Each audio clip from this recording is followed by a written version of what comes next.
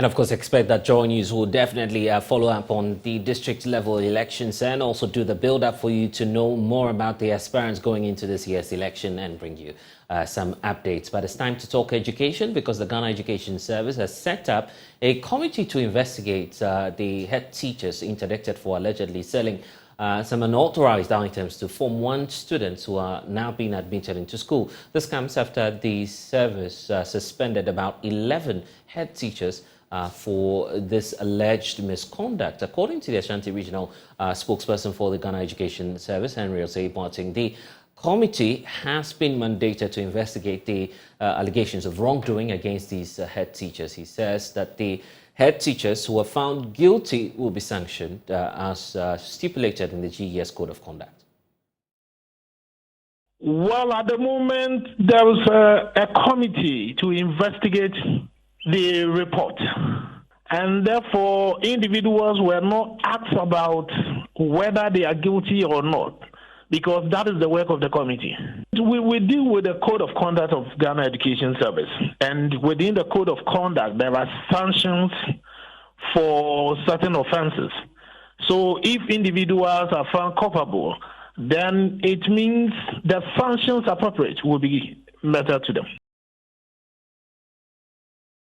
Of course, that's the disclosure coming through from the Ashanti Regional Ghana Education Service. But CHAS and some other teacher unions are, of course, raising concerns with the approach in which the Ghana Education Service is dealing with all of these head teachers. Joining us now is Peter Nochukote, ranking member on the Education Committee in Parliament. He's joining us in studio now. Thank you so much, Honourable, for spending some time with us here on the polls. And I'm sure that you've been receiving a number of calls, petitions from teacher unions and even some of the groups that are on, the media asking that the Ghana Education Service changes its approach in terms of how they're dealing with this extra fee charges that are going on across the schools. First of all, what's your own investigation revealing to you about the circumstances under which some of these head teachers appear to be charging extra when indeed they should be having free senior high school? Yeah, thank you very much, and good afternoon. Yeah, you will recollect that the free SHS program started in September 2017, and at the time of its inception, government decided that they were going to take up every responsibility on behalf of parents, and that what they needed to take to school were just their boxes, their pair of sandals and whatever, so they could just enter. At that time, some of us were very, very skeptical about its success, because we advised government that it would be very difficult to make everything for free, looking at the resources available to government and what education is costing this nation. So if you wanted to pay attention to only the secondary level, it was going to have effects on the basic education and tertiary education.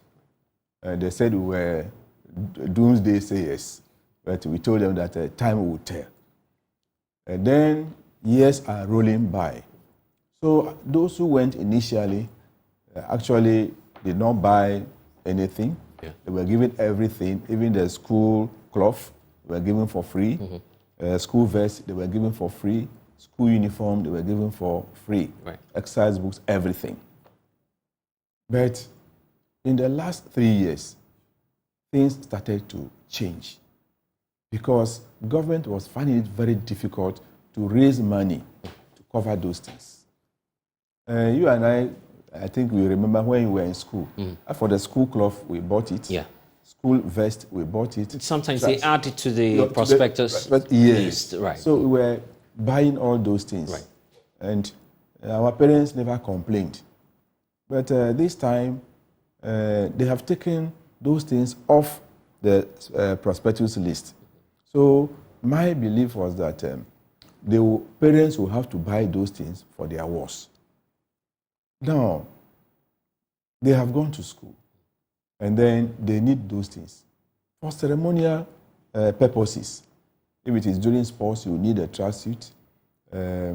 Speech and prayers giving day, you will need a school cloth. or any other thing that you need to use as a student. So if you look at the letters given to some of the heads of the institutions that were interdicted, you will realize that those things are there. As far as I know, parents will have to buy. Whether it was the cost or because they asked them to pay, that's why they are doing this. But now government says, this is the free senior high school policy, and because it's free senior high school, everything has been catered for. No, we should not be deceiving ourselves that secondary school education is free in this country.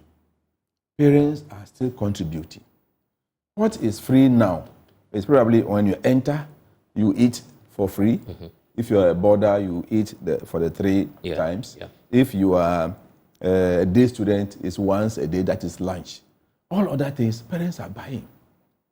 You see, because government is unable to raise money to provide everything.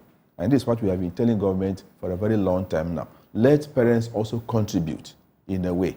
If it is 70 by government and 30 by parents, fair enough. That is the contribution parents can make. But if you are insisting that parents should not pay for anything, the materials that they need will not be provided. As we are talking now, suppliers who supplied school uniforms in 2021, 2022 have not been paid for the supplies. As of now, as we speak. As we speak. And they are always appealing to the Committee on Education that we should fight on their behalf. So things are... Which means that government is already indebted to some of the suppliers. Yes. But then you want them to now relax the laws that will allow parents to now pay for some of the items. Exactly. But that's not what's happening, because even as we speak, we just heard from the Ghana Education Service point out that already some 11 head teachers, maybe it might be more nationwide, have been interdicted because they are charging extra fees. We've seen some memos already going around purporting to have, meted out some punitive measures to these head teachers. Yeah, I am not against punishing any head of institution who goes against the instructions given them by the Ghana Education Service. But the manner in which the GES is handling the matter. You see, these are your employees. You have put them in sensitive positions to handle or manage a school on your behalf. If any of them should go wrong, the first thing you need to do is to call the person to your office. This is the report we have about you. What do you say? But before you realize, letters are flying on social media that they have been interdicted. Meanwhile, they have not even received the original copy of the interdiction letters. So they have handled the matter unprofessionally. You see? And you see, what would have been the best approach? I guess the warning has been sent to all head teachers. Do not charge extra, even if you feel that you need some more funding. You see, these are human beings. Right. And anything can happen. You see, this practice we are saying that they are selling those items. Yes. It's not limited to only the 11 schools that got their heads interdicted. Yeah. It is all over. Do you see? It is all over. So if the GES wants to do a good job, they need to step up their performance. See. How should it have been done? Because I'm looking at for instance, some of the items that is being charged. These are largely, cutlasses, school cloth. These items can be provided for by government. Yes, but the students are asked to provide those things. Mm-hmm. And I've been to a few schools where the students, they will inspect your list, and then those items which are for the school, they will take them. Are you saying that the head teachers were helpless? They couldn't have found another way around? No, it is in the prospectus. Right. And the prospectus is coming from GES. Do you see it? Yeah. That buy A, B, C, D, and bring to the school.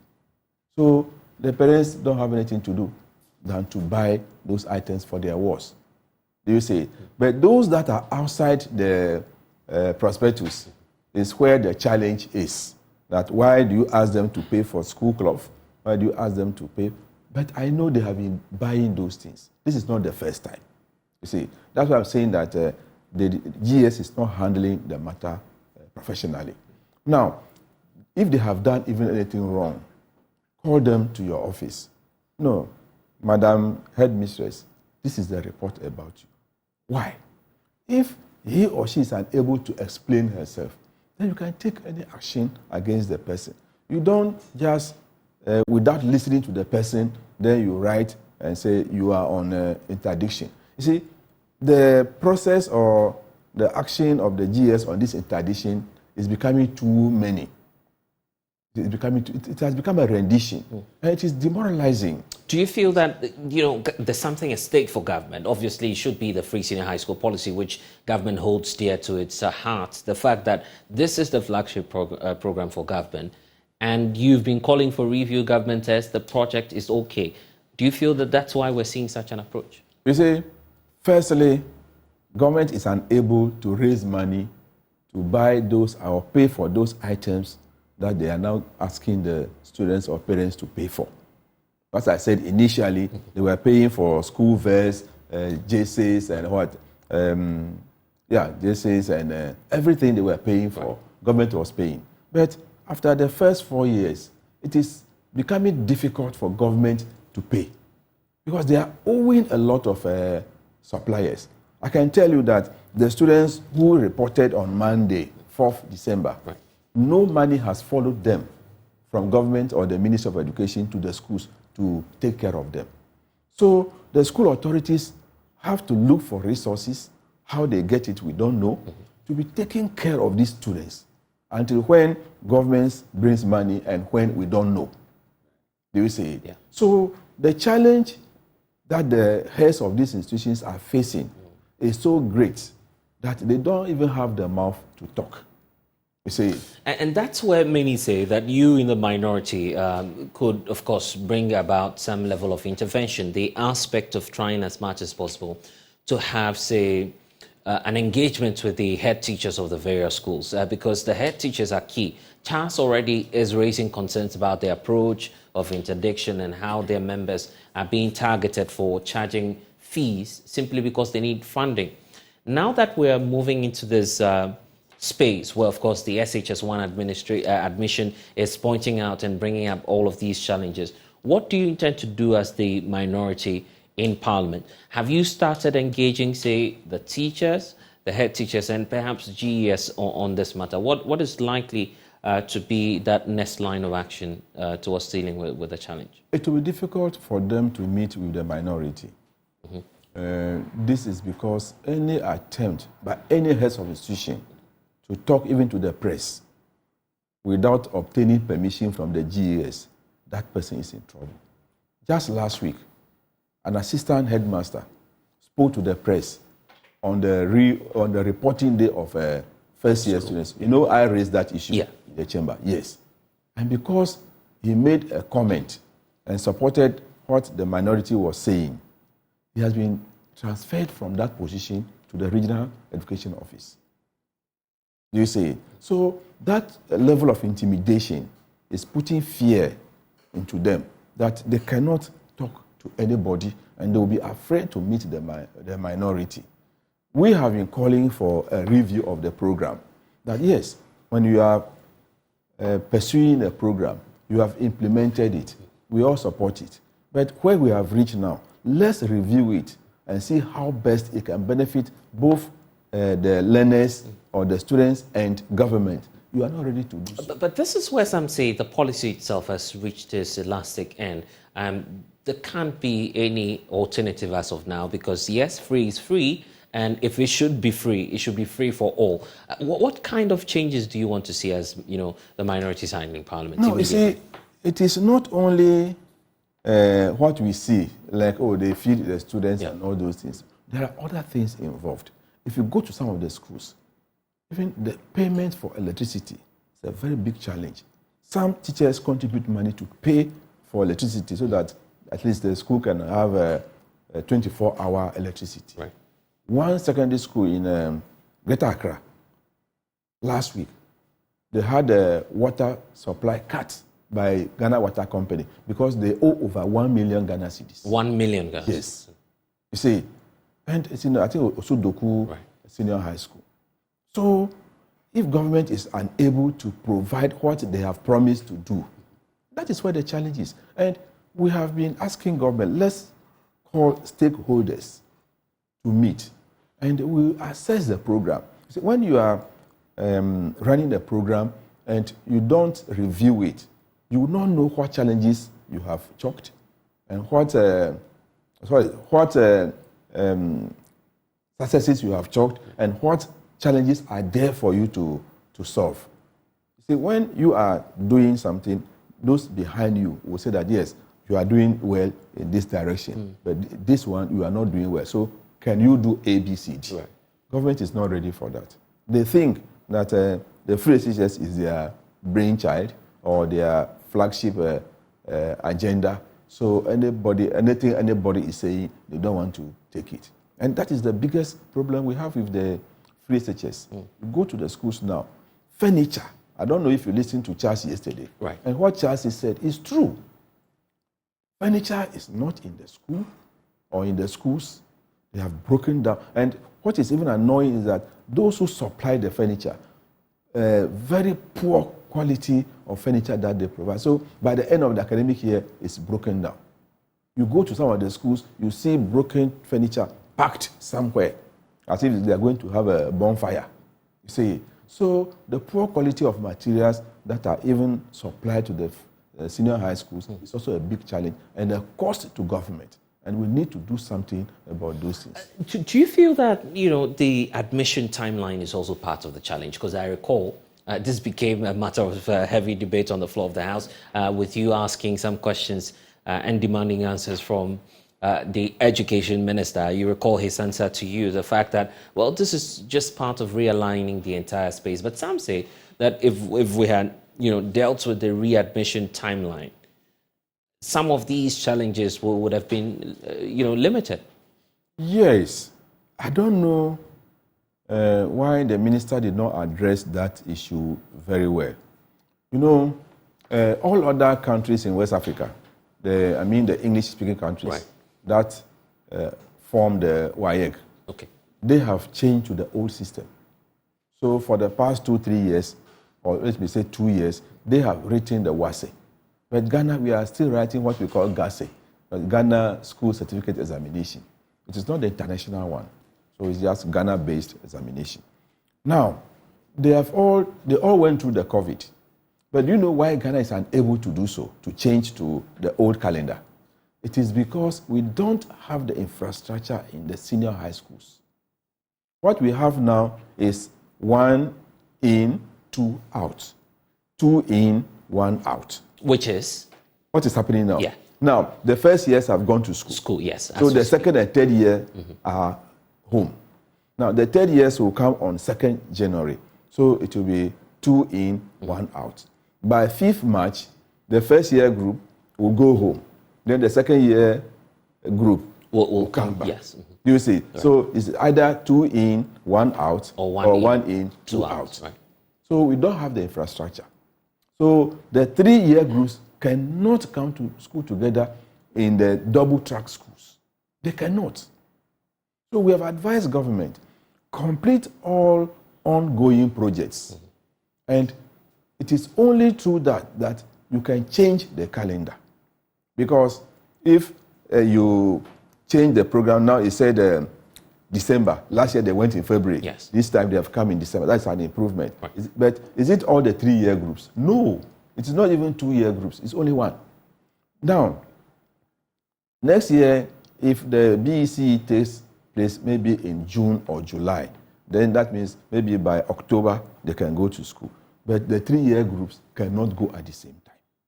So there's a need for the minister to come again. That, yes, we have promised, but these are the measures we put in place. So when he came to the chamber to respond to my statement, he did not mention that. That was missing. And we did not want to open the statement to debate again. So he got away with it. So that is the challenge.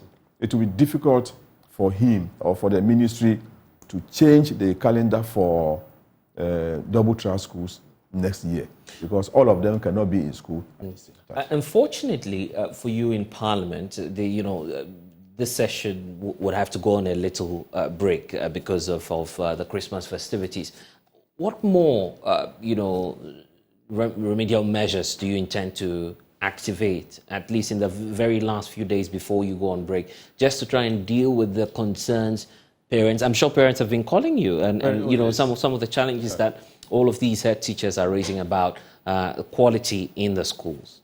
Yes, you see, if you look at the calendar that they're operating now, especially the double-track schools, are unable to do the number of weeks that they are required to do. Now, the first years have now entered, so they are going to do maximum 3 weeks. Right. Then they will go for Christmas and come back. Then they will do January, February. Then 5th March they are gone. So that will be about 8 weeks plus the 3 they are doing now 11 weeks. By doing that, they have finished with a semester, which is just 11 weeks. Then they have finished the semester. Then they may come back around August. They'll go home for another 3 months, come back, and then June, July, September, they are gone. You see. So at the end of the academic year, they have not done the required number of weeks. By the calendar, they should do at least 32 to 36 weeks. Now, even the running semester, a semester lasts for 16 weeks. So that's about 16 32, plus. 32 weeks, yes. Right. Short weeks. of what they require. Yes. Mm-hmm. You see, but when you say they tell you that, they make them to go to class early, they close late, and all those things. But the teachers who are teaching them are human beings. They are getting tired. That's why they were asking that. And this is a feedback you get from the teachers? Yes. That's why they were asking that they should be allowed at least this December to have a rest so that they can get their energies back, and then January, full swing. But the minister said no. Well, the minister's explanation is, yes. Mm-hmm. Yes. Just land on that point. Yeah, but when you go even to the non-teaching staff, who are always in the kitchen, and then the other auxiliary staff, they are working all year round. If it's not a double-track school, that one, they go on a bit longer holidays. But as for double-track schools, they don't rest. Now, they had a break on 28th November. Then 4th December, a new group of students have come. But you cannot stay home. You must come to work. And they will tell you openly that they are tired. They need rest. Since 2018, when they introduced this double track, they have not taken any good. The Minister of responsible for education has been speaking on that, justifying the fact that quality is still guaranteed in spite of all of these challenges and setbacks that you seem to be pointing to. And in fact, he believes that he's on that agenda of enforcing transformational policy-led activities that will enhance Ghana's education sector. Is it the case that you do not agree with the minister on this? If there is quality, as he is claiming, the universities will not be crying that the products of the free senior high school are giving them problems in academic work. Somebody has A1 in mathematics. He gets to the university, simple calculus, he can't do it. You see, and because they want to achieve results, then they do all manner of things to get those grades. No, but that's not a fair assessment, is it? I'm coming through from the minority. The facts bear them out. Let me tell you something. The results are coming. They're having outstanding performances, outstanding pass rates. I am telling these are facts, isn't it? I'm telling you what is coming before the committee. But facts are sacred, isn't it? I'm telling you what is coming before the committee and what WAEC is going through to stem these malpractices. See, you go to some schools, especially the private ones, WAEC, they will not allow their officials to go to the examination center. So we're suggesting that they should even close down these centers so that if they are in Accra, they should go and write at the WAEC examination center. If they are in Kumasi or any regional capital, they all go to the WAEC hall and write the examination there next year for us to see what changes will come. So the results, you see them, but if you analyze situations, I can tell you somebody, you got very good results. Right. No, this one you have to go to university. Say, no. He wants to go to training college, that's College of Education. Right. Why? We know that some of them, I'm not saying all, right. some of them, they got their results, I won't say even through the back door, but through cheating. And that is what we must make sure that we eliminate. And why I want to commend them in that direction, that they are doing very well. This year, I'm sure you saw what happened in the BEC, how they are cracking the whip. They should do it for the WASE too. Okay, we need to go. But of course, are we expecting that you'd be engaging, the sector minister in the coming days, so just to iron out all of these issues and also to put before him the concerns that teachers and these headmasters through CHAS are raising? Oh yeah, tomorrow I am sure the committee is going to have a meeting with all the agencies under the Ministry of Education. Their estimates have come before us. Okay. The committee will have to recommend to the plenary that these are the estimates we have gone through, and these are our recommendations. Yeah, so the minister must come tomorrow before the committee and then defend the budget or the estimates. And a lot of questions will arise. And I'm sure this issue of interdiction, although it's not the financial matter, but it will come up. You feel he should be answering questions? Yeah, we'll ask him. How is that related to, matters of finance? Oh, anybody has anything to... because if you come and they say, okay, free SHS budget, we'll ask you questions. And a question on this can come up. If you say you are going to spend so much on free SHS this year, what are the components? Break it down for us. This time, we have told them we are not going to take a bulk estimate. We must break it down. How much is going into feeding? How much is going to stationery? How much is going for maybe electricity, or that is utilities? Yes. Yeah, we'll ask them to explain those things for us. So we are also going to demand that they provide us annual audit reports, because we have approved money for you for some time now. We want to see your audit report on your expenditures before we recommend for approval of their estimates. And one more time on the issue about, the extra charges. Are you going to implore the minister to at least allow the head teachers to, make some extra charges if all of the breakdown details you'll be requesting from him tomorrow are not provided for? No, that will not be for the committee to do. It is the minister or the GES who must do that. Right. And where we find out that it is not enough, probably we will make our recommendations. And we're grateful. We'll definitely be watching all of those activities in Parliament. Peter Nochukoto is the ranking on the Education Committee in Parliament. Thank you so much, sir, for spending some time with us here on the Joy News channel. And you're watching The Pulse. We're taking a break, but when we get back, we'll tell you more about what's happening around the country. Please stay.